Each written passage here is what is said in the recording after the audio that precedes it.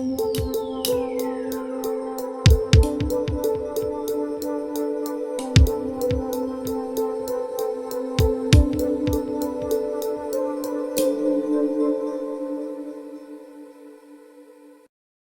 this is John from the Haunted Informer, And this is Glenn from Fall Ritual. and this is episode 4 of Fall Informer, and today we have a special guest, Jim Reed from Bloodshed Farms. Thank Hey you guys, for joining us, Jim.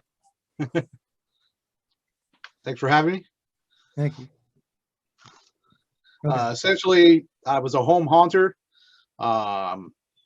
Started out that way, having Halloween parties.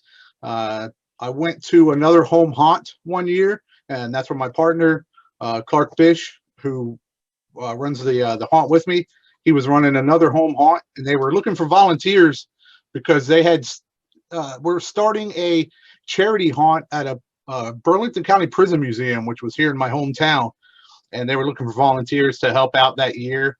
And I signed up that Halloween, and next year was going to be their first year. So they called me that next summer. They were kind of already like in the building, and I met them, and we just kind of hung out that summer. I helped as an actor that year, and then through a bunch of different reasons, some of the people that had originally started helping Clark run that haunt kind of backed out. So he asked me to step in and help run the charity haunt, which we ran for 9 years. And pretty much near the end of that, which is kind of another story, we started looking for a new place to go. We had kind of like outgrown that location. We got a little bigger, I think, than they thought we were going to be. And then there was some issues with it being a county building and things like that. So we were looking for places. Probably a whole nother episode I could talk about trying to find locations for a haunted house, the horror stories we went through and things that we thought were sure things, and how many times we popped champagne and in the end sort of the deals fell through. And then we ended up obviously at Columbus Farmers Market. They've been there for, I believe, 70 years now. I'm probably getting that wrong. See, I'm not good at trivia. So that's where we've been. This will be our 6th season at Columbus Farmers Market in Mansfield, Springfield Township, New Jersey. Who thought of the Bloodshed experience, and what are the overall reaction from customers who go through it and experience that? Are you talking about like the actual like Bloodshed attraction? Yeah. Yes. Okay, so Who thought of that Bloodshed experience? Okay, so yeah, when we were still at the prison museum, we were just always thinking of ideas that we could do on the side. So we had small spaces here and there on the side. So we were always looking at little innovative ways that we can do things. And I think I remember Clark had seen it was called The Last Ride, where you get into the coffin. And he had seen that. And then for whatever reason, I think he just came up with this idea of building what's called the Bloodshed, which is like a giant torture shed, and doing simulated torture on people when we strapped them into this chair. And so that's what we did that for 1 season, I believe, at the charity haunt at the prison museum. And then it carried over into what is now the whole Bloodshed. Yeah. So after banging our heads against the wall for years over like what was going to be the name, when we got our location, I think we had at least 15 or 20 different names we were back and forth with. And then one day I think we were just in his car, and he was like, we've got this thing, the Bloodshed. Let's just make the entire story of like our location centered around this bloodshed, give it a backstory, and just be called Bloodshed Farms. And we were sort of like, yeah, that was the easy answer. Why didn't we think of it? Do you know some of the names you were bouncing around for the haunt before it was Bloodshed? I think we actually had a couple things that had Reapers in it before Reaper's Revenge came out. We had a couple different titles of Reapers. I know that was in it. We had like Haunted Hollows. That's about the only other one I can really remember off the top of my head. I think it wasn't Reapers. It might have even been Reaper's Revenge was something that he had thought of before Reapers. And he might have, I don't think he ever bought the .com for it. Gotcha. Now, what has been the overall reaction from the customers going through that Bloodshed? Well, most of the time they definitely don't expect what is going on inside of it. That's for sure. Mhm. A lot of big guys kind of laugh at it. You know, you're not going to scare me. You know, I don't Mm. care. And you know, they come out of there and go, man, I was manhandled more than I thought, and that Mhm. it happened a couple of times. But the people that are watching it, you know, we have like the video on the side, so that your group can watch what's going on inside. They end up enjoying it just as much. So. Oh yeah, it's an intense experience. Yeah, it's pretty nuts. I highly recommend if you're gonna have it this year, everyone check it out because it's unique to your haunt for sure. Yes. Yep. We've took it to a couple conventions also, but I mean, we tore that whole thing down one time and took it to a horror convention and rebuilt Wow. it inside the convention center. It took us forever, so we won't be doing that anymore. Yeah. All right. So I got a question for you. How did All you right. get to know the circus rejects, Grin, Cheeks, and Carnage? I'm not sure if I know them actually. Next question. No. You know, that's kind of strange. I don't know if I remember completely the first time I met Grin. I think it might have just been through Facebook Messenger or something that he reached out to us. And we met when we were at the prison museum, and I think he just came there, and they weren't circus rejects at that time. He just kind of had, I think he just, when I first met him, he just sort of had his character, and Carnage had Carnage. They were just starting to form circus rejects. In fact, it might even have been like a year after we met them that they formed circus rejects. So I birthed them. No.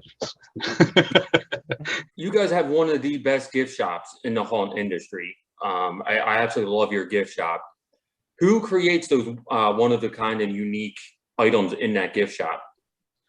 So a lot of people actually, we go to different locations. We've gone to flea markets, we've gone to conventions, and normally we just walk it through. And if we happen to see something that looks like it would be of interest to, you know, people that come to our haunt, or just things that we like, you know, we'll approach the person at the convention and tell them, you know, about our gift shop. So we have items in there probably from 12 to 15 different creators every year. Oh, that's awesome. That's awesome that you guys do incorporate so many people and so many items into that gift shop, because it is very, very unique. Yeah, I mean, we've got things in there like from candles all the way up to like carved little, you know, small little pumpkins and, you know, crazy looking dolls, lots of artwork, jewelry, everything. And bats, I think, right? Don't you have like bats and like? Oh yeah, we had some people. We had someone that did like what do you call it when you sort of take like the bats and the mice and stuff like that and put them in displays. Yeah, it's awesome stuff you have in that gift shop. Cool. You're talking about everything that we haven't had last year and we probably won't have again. I know. for a little while, but that's okay. I'm going to get to that question at the very end. I know.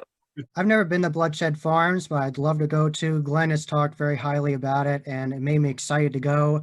And I heard that the last ride, Hayride, was very interactive and had special elements that you don't see at other haunts. And I'd like to know, what was the process of creating those elements? Pretty much one of the things we've always said since we kind of started is, you know, we're just starting out. You know, we're not going to be to compete with like Bates Motel's Hayride, Reaper's Hayride. We have a lot smaller budget, just starting out. So it's kind of like, what could we do, you know, for sort of like the smaller haunt, a haunt that's in like its first couple of years, that would be different enough to set us apart, you know, from those, you know, those guys that have like these incredible scenes and, you know, animatronics that cost more than my house. So we figured, you know, one of the ways to go with that, and Clark came up with a lot of the ideas, was to make the actual hay carts more interactive, something we had never seen before at any other haunt. So the first year we did some crazy things. We had a coffin in like the middle of the hay cart. But we had this coffin in the middle, and we had like knockers, you know, in the coffin that would go out. We had like air that would shoot out from the coffin, and then we just incorporated a bunch of other like effects on the carts themselves. I said I'll add more to that. Your hayride is like one of the most, again, it's a word I use a lot with your attraction. It's very unique. I'd never been on a hayride like that with like the iron fences, like the iron fence around the hayride. I've also never seen people get scared over fog before, and people get scared over fog on your hayride. It's pretty crazy. We love our fog. Yeah. Oh yeah. You love your fog, man. You got one of the craziest fog elements out there. So what was more fun to do for the drive-through, the Bloodbath upgrade or the Christmas Carnage upgrade? The Bloodbath was probably more fun, just because I got to interact a lot with the vehicles when they drove through. You know, I had stuff on me that I could do to the cars. I could write on the windows. I was drawing cartoons of like the driver, you know, writing notes to the people inside on the car, you know, smearing blood on their cars.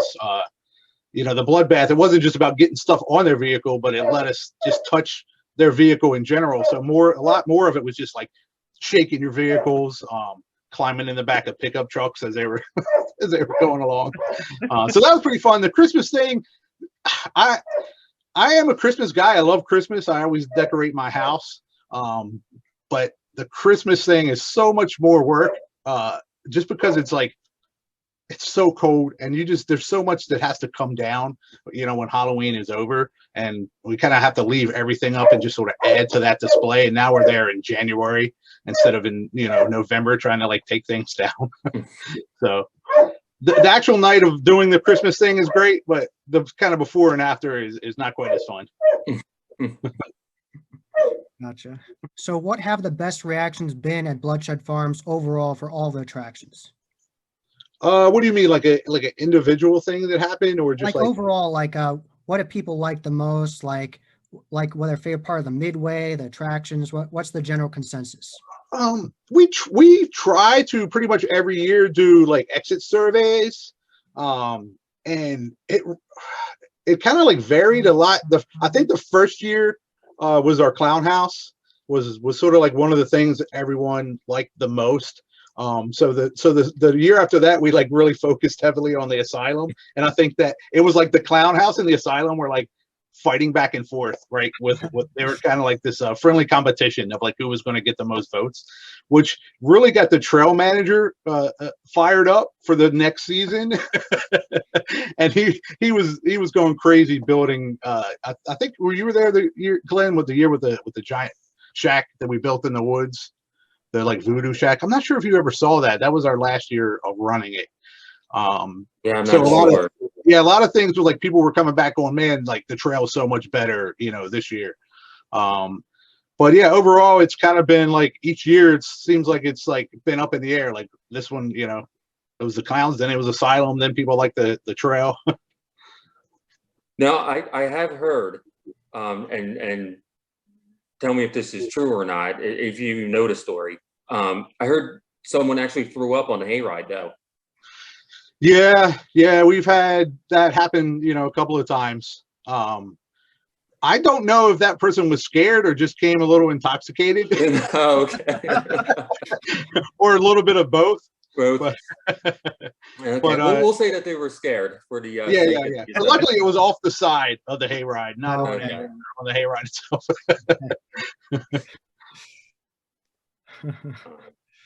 Oh man. So, what advice or tip would you give to anyone wanting to start up their own on an attraction?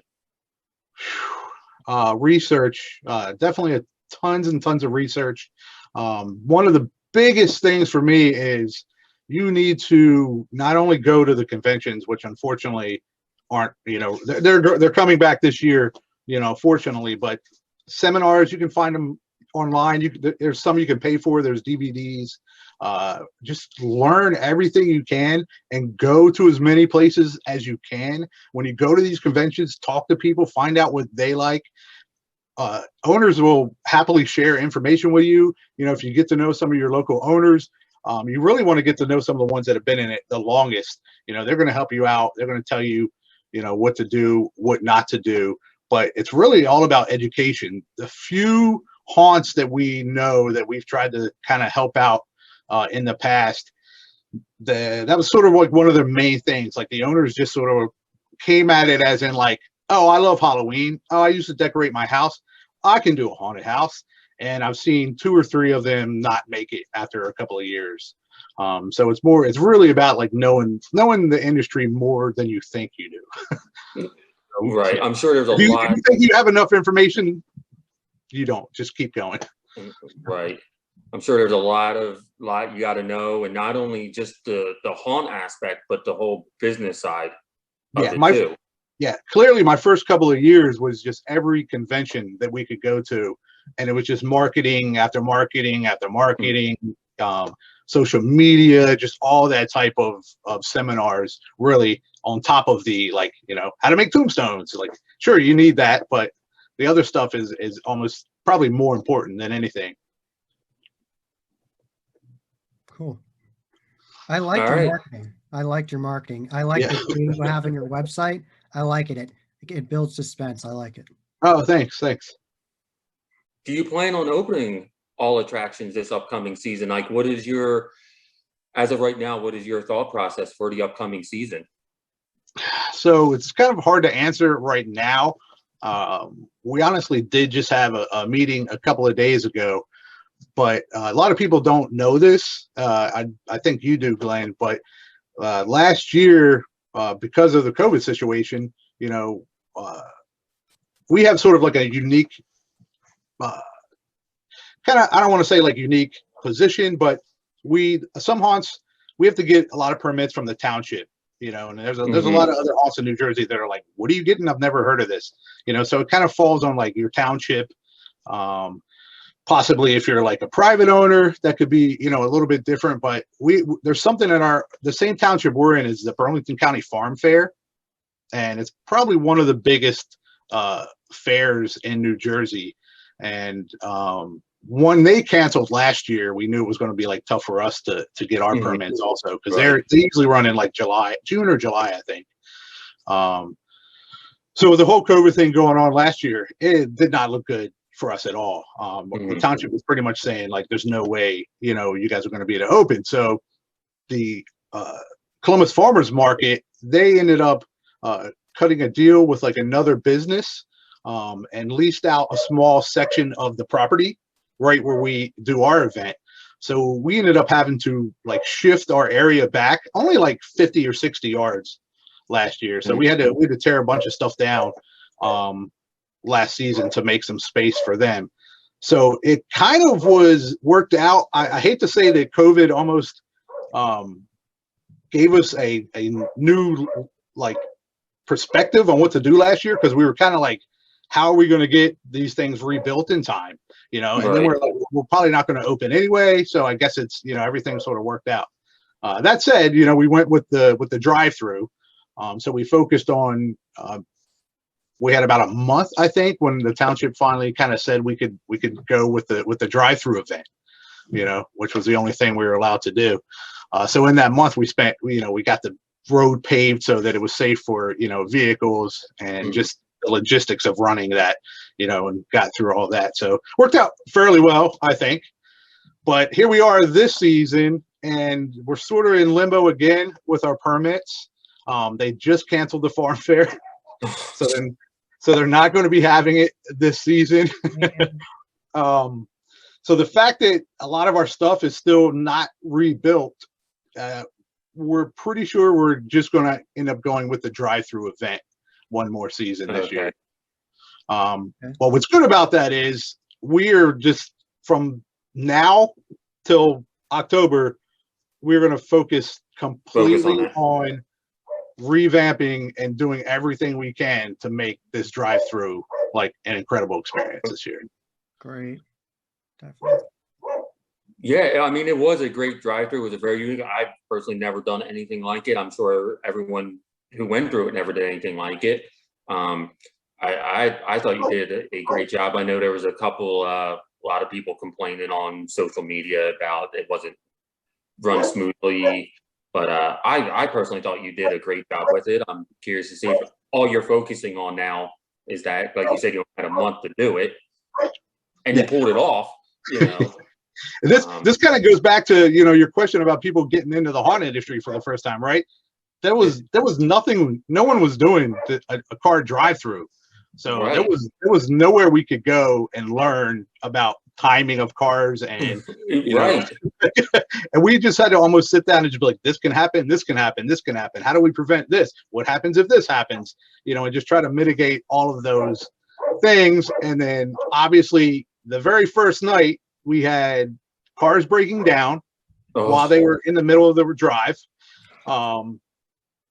So we kind of had some things in place of what to do when that happened, but it's still, when you have time ticketing and you have cars coming through every 30 seconds, if a car breaks down for 6 minutes, I mean, it's like a chain ripple effect. Yeah, right. That's how do you deal with that? You know, and so it happened a lot more throughout the season, but we learned from that. We had more things in place to like get to that car, get it out the way, keep things moving. Good.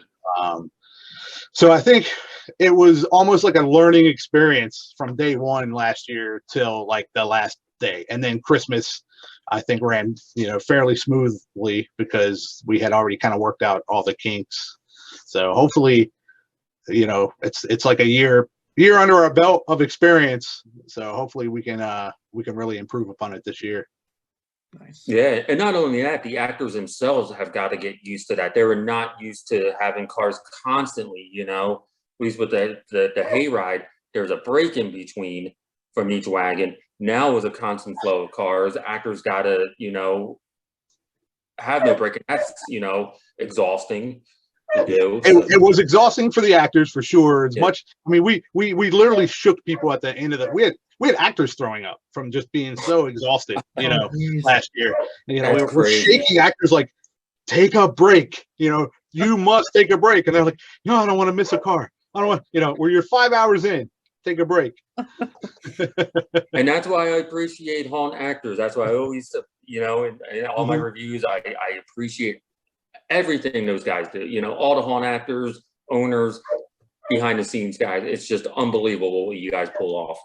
And you know, the most difficult thing is, you know, I kind of was a haunt actor also, and I still do. Your energy feeds off of people, so you're feeding off of the sounds that are in the attractions, the music that are in the attractions, and the screams from the people coming through. So now these actors are there with people's windows up, and there's no sound. There's, you know what I mean? They can't hear people screaming. They can't hear the music. They don't hear sound effects. So it was like even more challenging for them to sort of like keep their game up and just sort of this dull atmosphere that they were working in. Wow. It's unbelievable what they do and how they pull it off, and you know, how they just know what to do. And it's like instinct, you know. Right. Definitely want to make sure you plug all your social media. Yeah, sure. Yes. I mean, they can just go to bloodshedfarms.com or on Facebook, Instagram. They can just search Bloodshed Farms and it'll come up, definitely, no problem. No, what do you guys, well, you said you're doing a lot just on the hayride this summer. You guys hiring or anything? Or is it you guys want? Yeah, we're putting out a hiring for sure. We're, like I said, we're just sort of in the beginning stages of talking about exactly how this year is going to go. We haven't really even released anything to like our private group or any of our actors or managers or anything yet about kind of the direction we're going to go this season. But hopefully we can add some more nights. So we will be looking for, you know, actors, and we'll be putting it out there, you know, on our social media and website, looking, you know, probably sometime by June, we'll have some stuff posted, you know, and then usually it's like August is when we start doing our hiring process. So awesome. So keep an eye out for that on their social media and everything. Yeah. Awesome. Definitely. Cool. If you end up doing the drive-through again, are you going to do Christmas again? You're going to do that?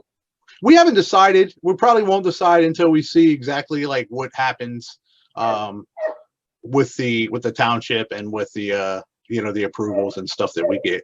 Gotcha. So I'm still taking down. We were just taking down Christmas decorations yesterday. There's still Christmas lights on some of the scenes. We just left. That's awesome. Well, thank you so much, Jim, for coming on, being a Thank you. guest. Yeah, no problem. It was great having you. Check out Yeah, Bloodshed anytime. Farms. Awesome. I can't wait to come back and see you guys. You know me. I love your haunt. I love what you're doing out there. Yeah, thanks. Keep up the awesome work. Yeah, and I'll keep you posted on anything, any news that we have, Glenn. And if anything, you can always announce it on here or have me back on later in the summer or something's fine. Yeah.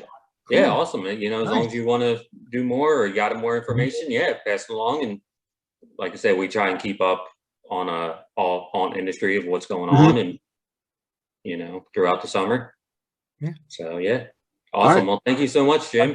Yeah, you're welcome, guys. So that was episode 4 of Fall Informer. And until next time, happy hauntings.